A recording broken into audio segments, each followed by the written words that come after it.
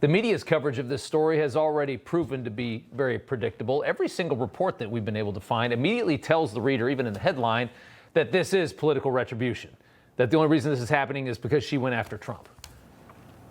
Remember that the media never force-fed its audience that narrative, anything like that, when Trump himself was hit with 91 felony charges as he ran for president after an entire lifetime of having no legal trouble at all. You never saw a Donald Trump, #1 enemy of the deep state, hit with multiple felony charges as he runs for president. That was never a headline in Reuters or anywhere else.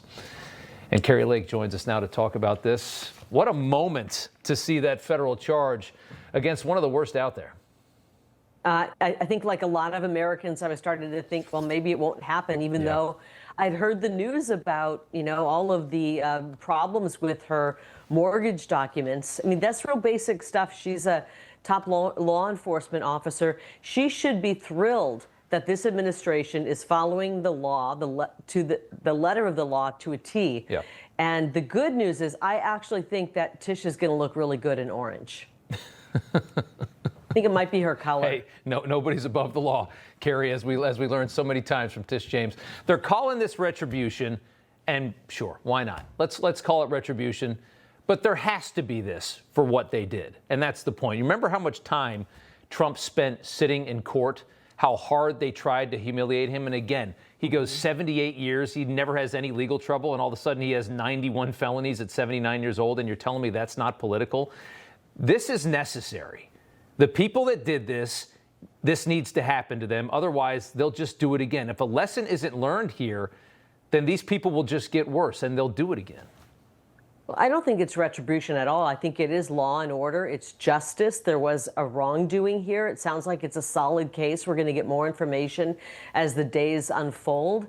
And I think it's going to be an open and shut case, a real easy one. It's all there in the documents, and nobody forced anybody to sign a document. And so when you fill out these documents, it's really hard to prove otherwise that you're innocent when, in fact, the evidence is right there in front of you. And we think of what happened to President Trump and the fact that he was dragged through all of this nonsense. Meanwhile, New York City devolved into just a crime haven where criminals were running the streets, killing people, maiming people, hurting people, and not being prosecuted. Maybe the good news is that when Tish does go to prison, there's going to be no criminals there because she didn't help lock any of them up. But I know that we are going to start locking people up who are doing wrongdoing in places like New York, in places like Chicago, LA, and other crime-ridden cities.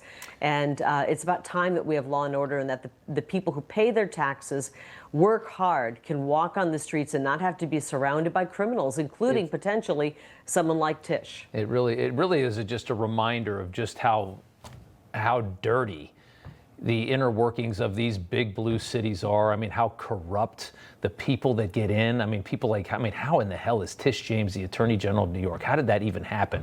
And you see it it's the same reason we're about to have Mamdani as the mayor of this city. It's just the Republicans don't vote. The Democrats know they have it, so you get the worst of the Democrat Party. The primary is the election, and you end up with these horrific people that are running the most important city in the world. Well, this is why we need to, another thing that President Trump talks about, get back to real, honest elections where we vote on election day. We don't have election month. We don't have mail-in ballots, because I think a lot of common sense voters have just given up in some of these blue states and blue cities. They say, why should I even vote? It's just rigged. It's just a mess. There's no chance. And so I hope we get to that point, because I think when we do have really true elections, one legal vote per legal voter, we don't end up with the Tishes of the world. We don't end up with the Mamdamis. We don't end up with the Gavin Newsoms. We end up with common sense people in office. And I think that's what we're going to start seeing. That's well said. I pray. Yeah, same here. Kari Lake, good to see you. Thanks so much. Thank you. Everybody's reporting the same stories, the same spin. You turn the channel, it's always the same. But not us. We're different.